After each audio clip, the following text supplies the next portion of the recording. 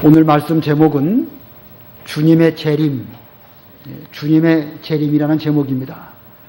우리가 4장에서는 이 부활에 대해서 사도 바울이 말했고, 이제 그 부활이 이루어지기 위해서는 예수님의 재림이 있어야 부활이 이르게 되는데, 그래서 5장에서는 이 주님의 재림에 대해서 말하고 있습니다. 우리가 이 4장에서 제가 맨 마지막에 무엇을 말씀을 드렸냐면, 우리 부활에도 순서가 있고 질서가 있음을 말씀을 드리면서, 사람이 죽으면 그 영혼은 위로 올라가고 육신은 흙에서 왔기 때문에 흙으로 돌아간다. 그리고 이제 예수님의 재림하실 때에 이 먼저 위로 올라간 그 영혼들도 함께 내려오게 되는데, 그때에 땅에 있던 그 육체도 그 부활해서 신령한 몸이 되고, 그때는 그 육체와 영혼이 하나가 되어서 이제 신령한 몸이 되어지고, 그때까지 죽지 않고 살아있던 성도들도 신령한 몸으로 변화가 되어서 함께 공중으로 들려 올라가서 이제 공중에서 내려오시는 주님을 공중에서 영접하는 것입니다. 그것을 공중재림이라고 말합니다. 공중재림. 그리고 그렇게 해서 이제 공중에서 예수님을 만나고 함께 주님과 함께 이 땅에 내려와서 이 땅을 다 심판하는 그런 일을 하게 됩니다. 그리고 이제 심판이 끝나게 되면 이 땅 위에 천년 왕국이 이루어지게 되는 것이고, 천년 왕국 이후에는 잠깐 동안 사탄 마귀를 이제 무저갱에서 얼마 동안 풀어 놓아서 다시금 그 믿지 않고 이제 많이 태어난 새로운 사람들에 대해서 그들이 의인인지 죄인인지 택한 백성인지 불택자인지 그것을 이제 갈라놓게 되는 것이고, 그리고 또 마지막에 최후의 심판, 최후의 전쟁이 있고, 그리고 나서 이제 영원한 천국으로 다 같이 들어가게 되는 것입니다. 제 말씀 잘 이해가 되십니까? 이 순서를 제가 그때 설명을 드리기는 드렸는데, 제 설명이 부족했는지 어떤 분이 질문을 해 오셔가지고 제가 좀 다시 한번 설명을 드려야 되겠다라고 생각이 들어서 지금 이 말씀을 다시 드리는 것입니다. 자, 그런데 그때 제가 설명드린 내용이 뭐냐면, 사람이 죽으면 영혼은 위로 올라가고 육체는 땅으로 이제 내려가는데, 흙이 되어버리는데, 그 기간 동안을 무슨 중간 기간이라고 말할 수 있겠죠? 그때는 영혼과 육체가 함께 있는 것이 아니고 따로따로 있는 그 기간이에요. 그러면 그 기간 동안 위로 올라간 그 영혼은 어디에 가 있다가 올까? 천당에 갔다가 올까? 아니면 낙원에 갔다가 올까? 성경적으로 볼 때에 낙원이라고 표현한 데도 있고, 또 천국이라고 보여진 데도 있고, 그런 면에 대해서 여러 가지 좀 헷갈리는 그런 면이 있어서 제가 설명을 드렸습니다. 그것을 낙원이라고 말해도 틀렸다고 말할 수는 없지만, 전통적인 기독교의 그 신앙은 낙원과 천당을 같이 보는 것이지 따로따로 별도로 보는 것이 아닙니다 라고 말씀을 드렸습니다. 마찬가지로 지옥도 마찬가지예요. 그 믿지 않고 죽은 사람이 그 영혼은 어디 가 있다 올까? 그 영혼이 음부에 가 있다고 말하기도 할 수 있고, 또 지옥에 갔다가 다시 두 번째 부활에 참여한다고 볼 수도 있는데, 음부와 지옥을 같이 볼 수도 있고 나눠서 볼 수도 있는데, 전통적인 기독교 신앙은 음부가 지옥이고 지옥이 음부다, 이렇게 보는 것이 전통 신앙입니다. 그 면을 설명을 드렸으니까 좀 그 면에 대해서 오해하지 않도록 해주시면 감사하겠습니다. 아까 그 공중재림, 지상재림 이런 표현들 다음에 또 요한계시록을 배우게 되면 그때 또 배우도록 하겠는데, 그런 개념, 그 순서 잘 기억해 두시면 좋겠습니다. 자, 오늘 이제 주님의 재림에 대해서 배우는데, 이 부활을 위해서는, 우리 성도의 부활을 위해서는 예수님의 재림이 있어야 되는 것입니다. 그래서 5장에서 바울이 주님의 재림을 이제 잘 준비할 것을 말씀하고 있습니다. 자, 이 사도 바울이 데살로니가 교인들에게 주님의 재림에 대해서 어떻게 가르치고 있는가? 오늘 본문 크게 두 대지로 본문을 전하도록 하겠습니다. 첫 번째 대지는 밤에 도둑같이 임함. 예수님의 재림은 밤에 도둑같이 임한다는 거예요. 1절 2절 보겠습니다. 형제들아, 자, 사도 바울이 데살로니가 교인들을 향하여서 형제들아, 때와 시기에 대하여는 너희에게 쓸 것이 없으니 이는 주님의 날이 밤에 도둑같이 올 것을 너희 자신이 자세히 알기 때문이다. 여기 주님의 날이라는 말씀이 있습니다. 주님의 날. 구약 성경에는 여호와의 날, 같은 표현이에요.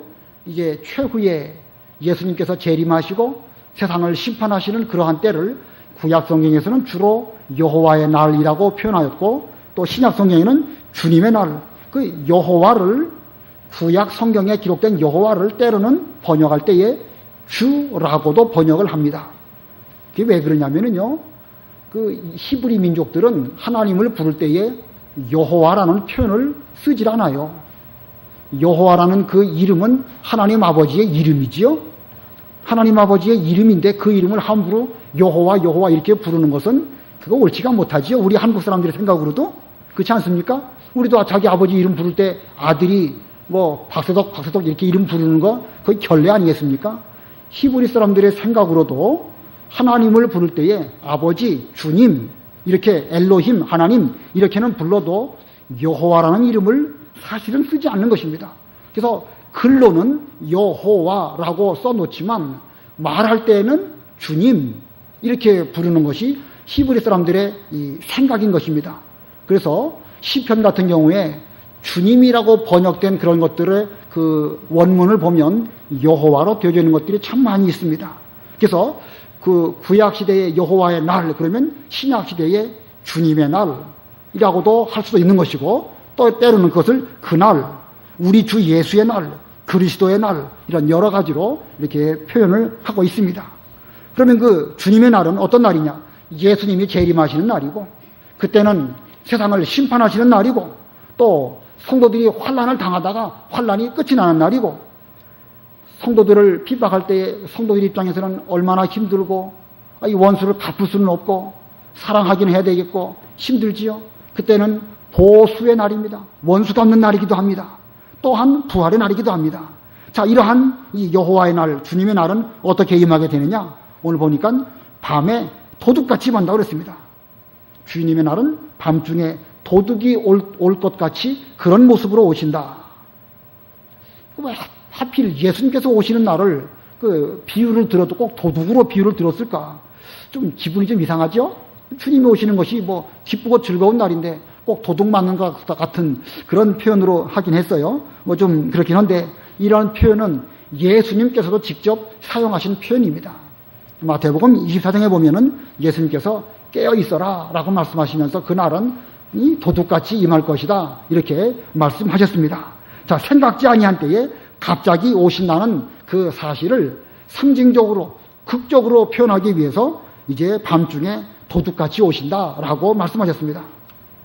그 외에도 예수님의 재림에 대한 여러 비유들이 많이 있는데 그 어떤 임금님이 이제 먼 나라로 가면서 종들에게 각각 자기들의 재능대로 달란트를 나누어주고 이제 멀리 가셨다가 돌아와가지고는 오랜 세월이 지난 뒤에 돌아와서 이제 그들이 얼마나 장사를 잘했는지 그것을 회개한다 이런 말씀도 나오고 또 이 주인께서 집 주인이 종들에게 집을 맡기고 갔는데 그 종들이 그 술 친구들과 더불어 먹고 마시고 또 집 식구들을 때리고 이런 내용들도 나오죠. 그러니까 주인이 더디 오니까 그들은 주인이 이제 더 이상 안 오실 것이다 라고 생각하면서 농땡이를 부르는 그런 면들도 또 말씀하신 면이 있습니다. 자, 또 결혼식 비유도 했죠. 신랑과 신부가 결혼하는데 신랑이 밤늦게 오는 거예요. 그랬더니 그 신랑을 맞이하려고 준비했던 그 신부들이 기름과 더불어 등불을 잘 준비한 사람들은 늦게까지 기름으로 등불을 잘 켜지만 그 등불만 준비한 사람들은 미처 기름이 떨어져 갈 것을 생각지 못했기 때문에 더디 올 때에 황망하게 어떻게 가서 기름을 좀 사올까라고 하는 그런 내용들을 통해 가지고 그때에 신랑이 오는 것을 밤중 늦게 오신다라는 것을 말씀하고 있습니다. 그리고 보면 성경에 예수님의 재림을 가리키는 거의 모든 표현들은 다 주님께서 우리가 기다리는 것처럼 빨리 오는 것이 아니고 늦게 더디게 오신다는 것을 다 그렇게 한 가지로 말씀하고 있는 것입니다. 오늘 이렇게 이 밤에 도둑처럼 오신다라는 표현, 이런 표현은 늦게 오시고 캄캄할 때 오신다는 것인데 이 밤에 도둑같이 오신다는 이 표현 속에서 우리가 기억해야 될 그 진리가 세 가지가 있습니다. 그 중에 첫 번째는 때와 시기는 알 수 없다는 것입니다. 때와 시기는 알 수 없다. 밤에 오시기를 오시는데 그 정확한 때가 언제인지는 우리는 모릅니다. 그래서 1절에 그랬죠. 형제들아, 때와 시기에 대하여는 너희에게 쓸 것이 없으니 이미 사도 바울이 데살로니가 교회에 있을 때에 그들에게 대해서 예수님의 재림이 분명히 있지만 그 재림의 때와 그 기간에 대해서는 아무도 알 수 없다고 주께서 말씀하셨으니까 너희들은 그것을 명심하여라. 이렇게 거듭거듭 말씀하셨기 때문에 데살로니가 전서로 편지를 쓰면서 그 때와 시기에 대해서는 너희들에게 별도로 쓸 필요가 없으니 너희들이 이미 그 때와 시기가 알 수 없다는 사실은 자세하게 알고 있기 때문에 그렇다. 이렇게 1절에서 말하고 있습니다. 자, 이 때, 시기. 지난번 전도서에서도 이 때와 시기의 그 표현에 대해서 설명드린 적 있죠? 시기는 어떤 어느 시점부터 어느 시점까지의 기간을 말하는 것이고, 때라는 것은 정확한 어느 한 정점을 가리키는 것입니다. 예를 들면, 어린 아기를 이제 잉태했는데, 10달이라는 그 시기가 지나서 이제 아기를 출산하는 때가 오는 거 아니겠습니까? 그 기간, 시기, 그 시기가 있는 것이고, 또 정확한 어떤 시점이 딱 있는 것입니다. 자, 어느 정도 우리가 이 예수님의 재림하시는 때와 시기에 대해서는 막연하게나마 느낄 수는 있지만 정확하게 때와 시기가 언제다라고 단정적으로 말할 수는 없는 것입니다. 만약에 이것을 함부로 말했다고 하면 그 사람은 속이는 사람이고 그 사람은 이단입니다. 여러분들도 이 면에 대해서는 익히 잘 알고 계시겠지만 학생들에게도 이런 면에 대해서 좀 정확하게 찍어서 가르쳐줘야 됩니다. 예수님의 재림의 때, 앞으로 남아있는 기간이 얼마인지 그 면에 대해서는 아무도 알 수 없다고 성경에 분명히 말했기 때문에 그 면에 대해서 언제 어느 때에 예수님이 재림하신다 라고 누가 말한다고 하면 그는 성경보다 더 나가는 사람이고 그 사람은 이 하나님의 말씀에 반하는 사람이기 때문에 분명 속이는 사람이고 이단이다. 그러므로 그런 사람 따라가서는 안 될 것이다 라고 확실하게 찍어서 일러줘야 될 것입니다. 성경에는 때와 시기에 대해서 조금은 막연하지만 말씀하신 그런 부분들이 참 많이 있습니다. 다니엘서에도 있고 요한계시록에도 있고 한때와 두때와 반때를 말하고 있죠.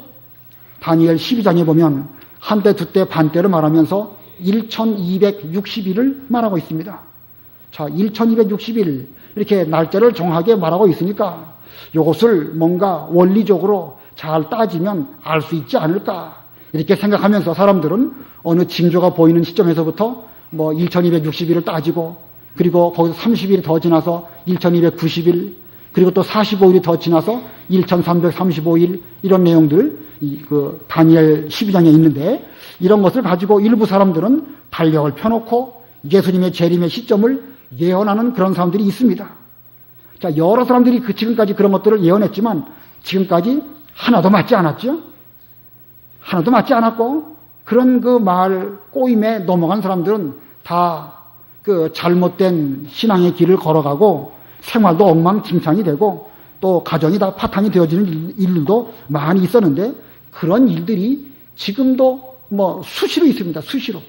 지금 거의 대부분의 이단들이 다 그와 같이 성경에 분명히 아니라고 말한 그것을 자기는 마치 성령의 감동으로 뭔가 큰 것을 깨달은 것이냐 하면서 사람들을 속이는 일들이 있는데 때와 시기는 알 수 없다는 사실을 주님께서도 말씀하셨으니까 우리는 그 면에 대해서 확정 짓고 나아가야 할 것입니다. 마태복음 24장 36절 한번 누가 읽어봐 주세요. 마태복음 24장 36절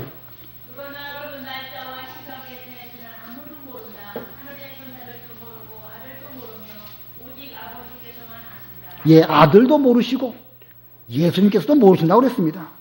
예수님도 모르는 그 사실을 자기가 얼마나 성령의 감동을 많이 받았다고 그런 말을 한다고 하면 자기가 예수님보다 위에 있다고 말하는 것이고 그건 아주 극단적인 그 이단이니까 절대 그런데 빠져서는 안 될 것을 우리도 마음에 확정해야 되겠고 학생들에게도 이런 사실들을 말해줘야 됩니다. 가만히 보니까 그 이단들이요 어른들은 잘 속아 넘어가지 않으니까 학생들을 꼬여가지고 학생들을 그런 대로 끌고 가는 그런 이단들이 또 많습니다. 어린 아이들도 그렇게 끌려가고 대학생들도 또 거기에 빠지는 사람들이 참 많아요. 그러니까 우리가 우리 교회에서 자라는 학생들에게는 어렸을 때부터 바른 진리를 잘 가르쳐야 할 것입니다. 그 다음에 밤에 도적같이 오신다는 의미 가운데 두 번째 진리는 어두운 때에 오신다는 거예요. 어두움의 때에. 때와 시기는 알 수 없지만 예수님께서 재림하시는 그 때의 징조는 여러 가지로 성경에 말씀하고 있습니다. 마태복음 24장에도 보면 예수님의 재림의 때의 징조를 말하고 있죠.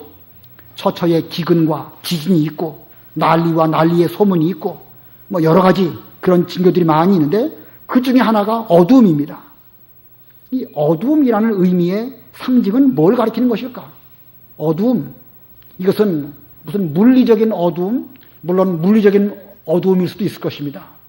성경에 해와 달과 별이 어두워진다라는 말씀처럼 이제 물리적으로도 세상이 점점 어두워진다라고 할 수도 있지만 그러나 그것보다는 영적인 의미로 신앙 세계가 어두워져서 진리가 어두워지고 교회가 자기 역할을 제대로 못하게 되고 하나님의 말씀을 잘 증거하는 하나님의 종들이 하나씩 둘씩 떨어지게 되고 더 이상 바른 진리를 전하는 그런 사람들이 없는 그런 시대의 어두움을 만날 것을 성경은 우리에게 영적으로 교훈하고 있습니다. 그러므로 그때는요, 어떤 때냐면 사랑이 식어지고 불법이 성하여지고 또 사람들은 세상에 온통 취하여서 도무지 빛 가운데로 걸어가려고 하지 않는 그런 시대가 될 것입니다. 사랑이 식어진다고 주님께서 말씀하셨죠. 하나님을 사랑하지도 않고 사람과 사람 사이에도 도무지 사랑을 찾을 수가 없는 그런 시대가 어두움의 시대고 또 불법이 성한다고 했습니다. 계명을 지키지 않습니다. 계명을 지키지 않을 뿐만 아니라 자기는 이러이러한 죄를 지었다라고 자랑스럽게 말하는 그런 때가 이제 말세가 되면 올 것입니다. 죄악의 감이 점점 깊어지면 사람들은 내가 무슨 선한 일을 했다, 의를 행했다, 그걸로 기뻐하고 자랑하는 것이 아니고 악을 행한 것을 오히려 더 자랑하면서 그걸 가지고 뻔뻔하게 말하는 이런 때가 오면서 점점 불법이 성화해질 것입니다. 그러면서 사람들은 세상에 온통 취합니다. 밤에 늦은 시간에 종로나 어디 캬바레나 무슨 디스코장 같은 데 주변에 그런 데 가면 밤에 진탕 술 먹고 나와가지고 토하고 소리 지르고 싸우고 자기들끼리 떠들고 이런 일들이 많죠. 이제 말세로 가면은요, 영적으로도 그렇게 될 거예요. 영적으로도 점점 어두워져서 술에 취하고 도박에 취하고 오락에 취하고 그러면서 음란방탕하고 집에 들어가기는 해뜰 무렵쯤 들어갔다가 낮에는 또 쿨쿨 자고 밤엔 또 나가서 돌아다니고 박쥐와 같은 생활을 하는 그런 때가 영적으로도 대부분의 사람들이 그렇게 생활하는 그런 때가 올 것을 성경은 우리에게 가르치고 있는 것입니다. 깊은 밤중을 만나서 신앙생활에 대해서는 도무지 생각하지 않는 그런 때가 오게 될 것인데 점점 그런 때가 우리들에게도 좀 다가오고 있습니다. 옛날하고 지금하고 10년 전, 20년 전하고 지금하고 기도하는 어떤 태도라든가 기도하는 사람의 숫자라든가 진리를 사모하는 열정이라든가 이런 것들이 많이 달라졌죠. 저도 그걸 느끼고 있고 제 자신도 그런 걸 느낍니다. 여러분들은 어떠신가요? 제가 어렸을 때는 화요일이든지 목요일이든지 교회 가면 강대상 옆에 웅크리고 앉아가지고 기도하시는 분들이 제법 몇 분 계셨었어요. 그런 분들이 끊임없이 늘 계셨었습니다. 요즘은 어떻죠? 우리 피차 털어놓고 말하면 그와 같은 열정들이 다 식어가고 있습니다. 이게 어두움이에요. 영적으로도 어두움이고 우리의 생활도 어두운 가운데 지금 다 빠져 있는 것입니다. 그때에 주님께서 오신다는 거예요. 밤에 도적같이 온다는 말씀이 그런 어두움의 때에 생각지 아니한 때에 주님이 갑자기 오신다는 것입니다. 그래서 이 밤에 도적같이 오신다는 말씀의 세 번째 진리는 갑자기 오신다는 것입니다. 갑자기. 본문 3절 봅니다. 다 같이 합독하십니다. 3절 시작. 그들이 평안하다 안전하다 할 때에 임신한 여인에게 해산의 고통이 이르듯이 파멸이 갑자기 그들에게 닥칠 것이니 그들이 결코 피하지 못할 것이다. 우리 주님께서 부활 승천하실 때에 갈릴리 사람들이 예수님께서 승천하시는 것을 감람산에서 다 바라보았습니다. 그때 천사가 말하기를 너희가 본 그대로 주님께서 구름을 타고 오시리라 라고 말씀하셨습니다. 그리고 세월이 많이 흘렀죠. 2000년이라는 세월이 지나서 오늘날까지 이르렀습니다. 그런데 아직까지도 주님께서는 안 오셨습니다. 그러니까 사람들은 말세는 무슨 말세, 재림은 무슨 재림라고 말하면서 주님의 대림에 대해서 점점 무감각해지고 둔해지고 어두움에 빠져가지고 그냥 평안하다 안전하다 아직은 때가 아니다 오실 것 같지가 않다 이렇게 생각하는 이런 시대를 우리가 점점 맞이하고 있는 것입니다. 근데 그렇게 될 거라는 것을 베드로 후서에 이미 예언해 놓고 있습니다. 베드로 후서 3장 4절 한번 읽어보세요.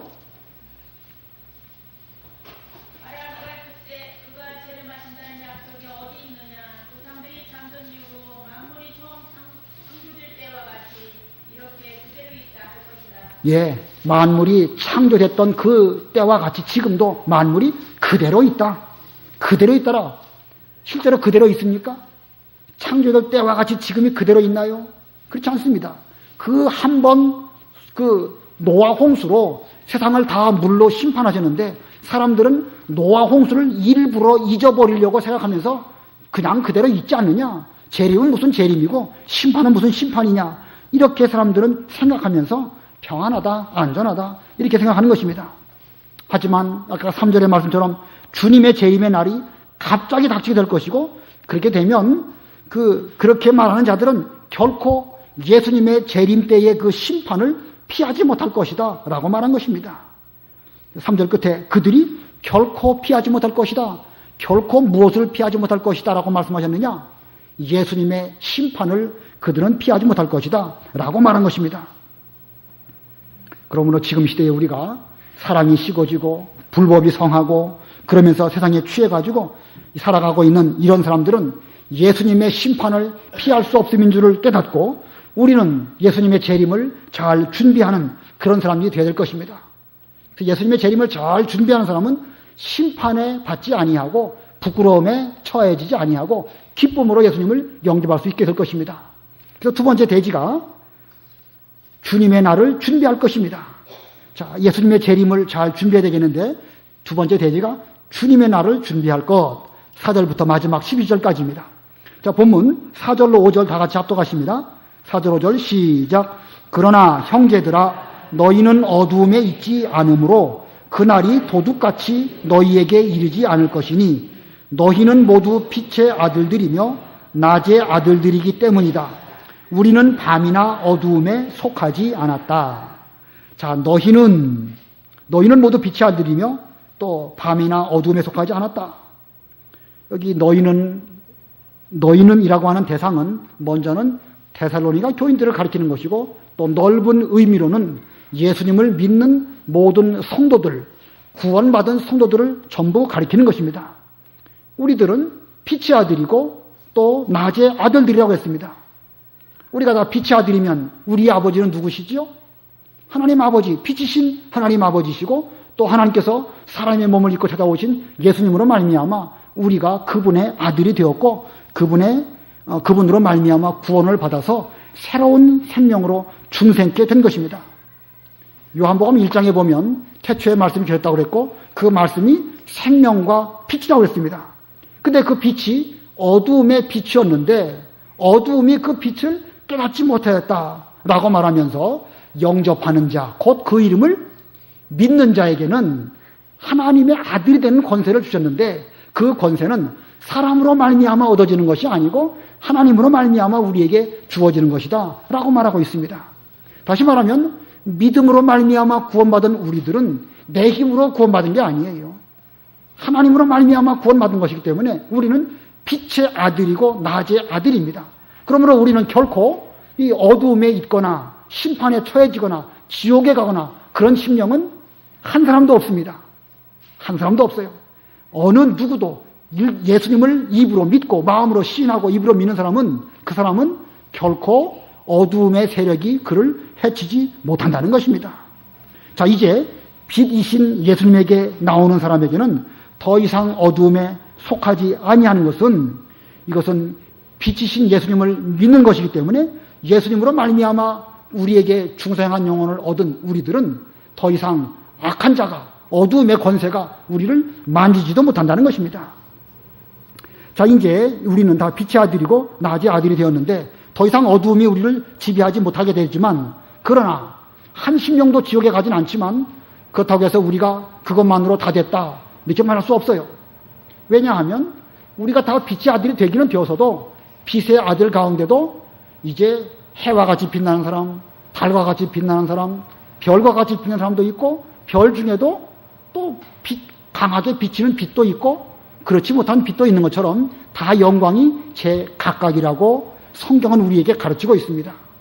우리 모두가 다 빛의 아들이고 천당에 가는 것이지만 우리는 예수님의 재림 때에 어떤 모습으로 주 앞에 서게 될 것인가를 많이 준비한 만큼 많은 영광 가운데 예수님을 영접하게 될 것입니다. 자, 그러면 우리가 주님의 재림을 준비해야 되겠는데 어떻게 준비해야 될 것인가?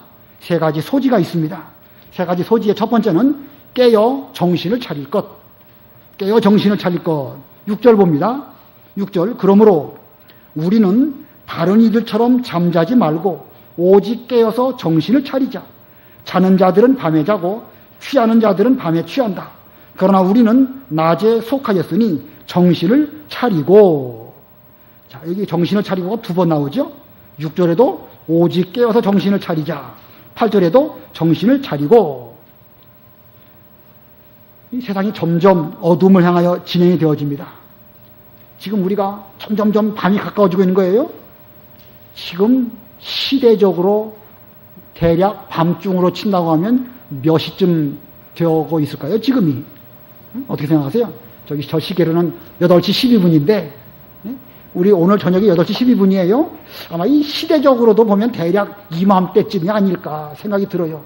이미 해는 떨어지고 점점 어두움은 깊어져 가고 이제 9시, 10시, 12시, 1시, 2시 이게 뭐 이렇게 시간이 점점 흘러가고 있는데 시간으로 말한다고 하면 지금이 8시나 9시나 이런 정도가 되지 않았을까 생각이 듭니다. 이 사람들은 점점 신앙적으로 깊이 잠들었습니다.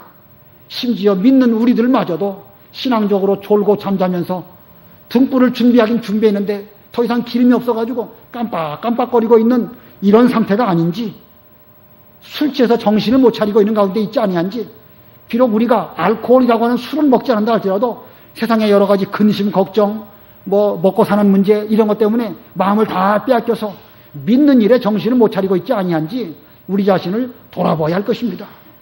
그래서 주님께서도 그것이 염려되시기 때문에 누가복음에 그런 말씀을 하셨습니다. 누가복음 21장 28절 한번 읽어보세요. 21장 28절.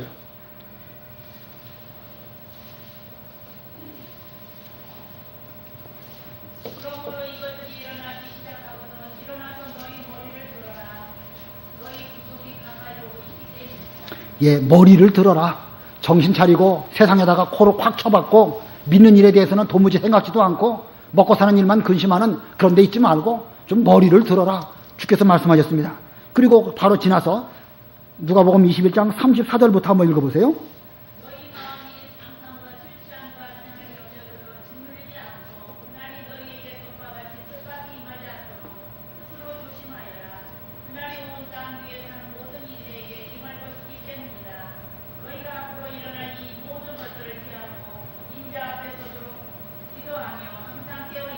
예, 항상 깨어 있어라 라고 말씀하시면서 너희가 마음에 방탕과 술 취함과 생활의 염려들로 짓눌려 가지고 믿는 일을 제대로 못하는, 정신 못 차리는 이런 가운데 빠지지 않도록 기도하며 항상 깨어 있어라 라고 말씀하셨습니다. 자, 이거 예수님의 명령이시면서 예언의 말씀입니다. 얼마나 우리가 지금 기도하면서 정신을 차리고 있는지 한번 여러분 스스로를 잘 살펴봐야 되겠습니다. 기도하는 열심이 점점 식어가고 있죠. 오늘 아침에도 보니까 기도하러 오신 분들이 별로 안 되는 것 같아요. 사실 직장 생활하고 여기 생활하시려면 힘들지요. 생활의 염려로 기도하기가 어려운 건 사실 저도 잘 이해합니다. 그러나 우리가 그럴수록 힘들고 어려울수록 더 정신을 차리고 생활의 염려가 나를 짓누르지 아니하도록 그렇게 정신을 차려야 될 터인데 이거 점점 아까도 말했지만 옛날에는 그래도 평일에도 교회 오면 기도하는 사람들이 있었고 새벽 예배는 말할 것도 없고 주일 새벽 예배도 많이 오고 그랬었는데 점점 기도하는 사람의 숫자는 줄어들어 가고 있는 이런 가운데 우리가 있습니다. 자, 깨어 정신을 차려야 될 것입니다. 이것이 주님의 재림을 준비하는 첫 번째 해야 될 일입니다. 두 번째, 주님의 재림을 위하여 우리가 해야 될 것 두 번째는요, 믿음과 사랑과 소망으로 무장할 것. 믿음과 사랑과 소망으로 무장할 것. 자, 본문 8절부터 10절까지 좀 길지만 우리 다 같이 합독하십니다. 8절로 10절 시작. 그러나 우리는 낮에 속하였으니 정신을 차리고 믿음과 사랑의 가슴막이를 붙이고 구원의 소망의 투구를 쓰자. 하나님께서 우리를 세우신 것은 진노를 받게 하기 위해서가 아니라 우리 주 예수 그리스도로 말미암아 구원을 받게 하려는 것이다. 그리스도께서 우리를 위하여 죽으셨으니 이는 우리가 깨어있든지 자든지 그분과 함께 살게 하려는 것이다. 자, 이 말세에 주님의 재림을 준비하는 것은 이 말세에 환난을 준비하는 것이고, 환난은 곧 전쟁입니다.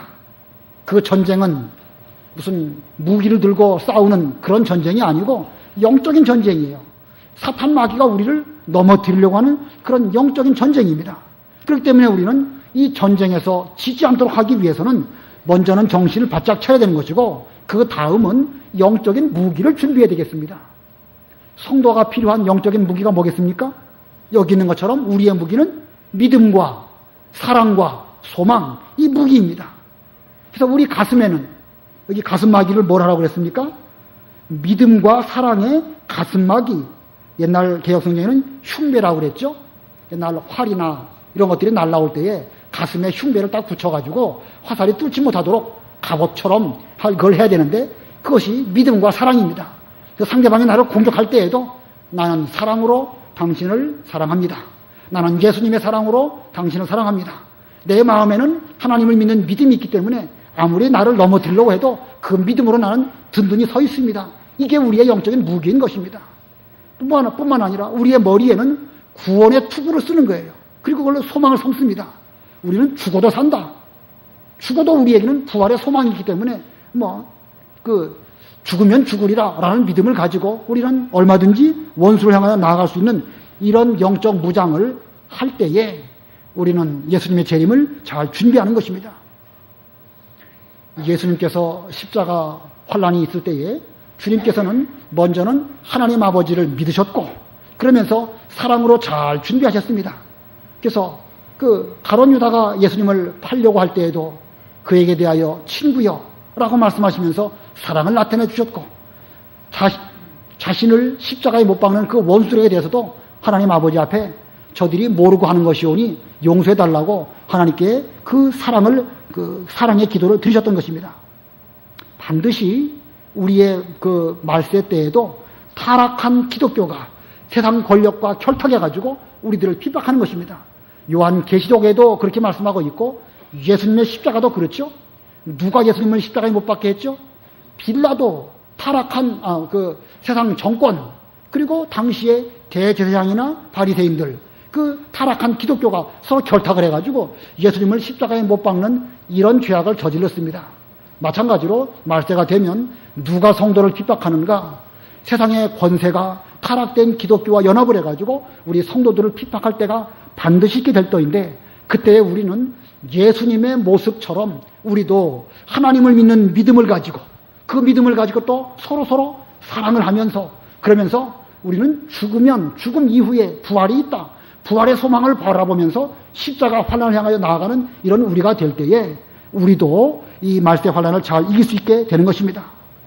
여러분의 앞에 있는 이 영적인 전쟁, 이 전쟁을 위해서 우리도 믿음과 사랑과 소망으로 잘 무장하고 그것을 잘 사용할 수 있는 훈련을 해야 될 것입니다. 이 데살로니가 교회에는 이미 믿음과 사랑과 소망이 있죠. 소망이 있는데 사도 바울에서 또 이렇게 말하고 있는 것은 이미 너희들에게 그 믿음의 역사, 사랑의 수고, 소망의 인내가 있지만 이것을 잘 준비해서 또한 앞으로 있을 환난 때에도 믿음과 사랑의 흉배를 붙이고 소망의 구원의 투구를 잘 써서 앞으로의 환난에서 승리하는 자들이 될 것을 바울이 권면하고 있는 것입니다. 그러므로 우리의 두 번째 준비할 것은 믿음과 사랑의 소망으로 무장할 것. 그다음에 세 번째 우리가 주님의 재림을 위하여 준비할 것은 서로 권면하고 서로 덕을 세울 것입니다. 마지막 11절입니다. 다 같이 합독하십니다. 시작. 그러므로 너희가 하고 있는 그대로 서로 권면하고 서로 세우라. 서로 권면하고 서로 세우라. 이 환난 때가 되면은 이게 서로 헐고 비난하고 배반하고, 그래서 마지막에 가면은요, 믿는 자가 믿는 자를 고발하고 믿는 자 때문에 결국은 성도들이 핍박을 당하는 때가 반드시 오는 것입니다. 누가 예수님을 팔았습니까? 가룟 유다가 팔았죠. 마찬가지로 마지막 환란 때가 가면 서로 성도가 성도 간에 서로 반목 질시하는 그런 일들이 있게 될 터인데, 그럴지라도 사도 바울은 그러므로 이런 일들이 있게 될 것이므로 너희가 하고 있는 그대로라는 말씀은 지금 데살로니가 교인들은 서로 잘 권면하고 서로 덕으로 세워나가는 이런 일들을 잘하고 있는데, 그와 같이 그대로 앞으로도 말세 환란을 당한다 할지라도 정신을 차리는 가운데 서로 권면하고 서로 덕을 세워라 라고 말하고 있는 것입니다. 예수님께서 십자가를 앞에 놓으시고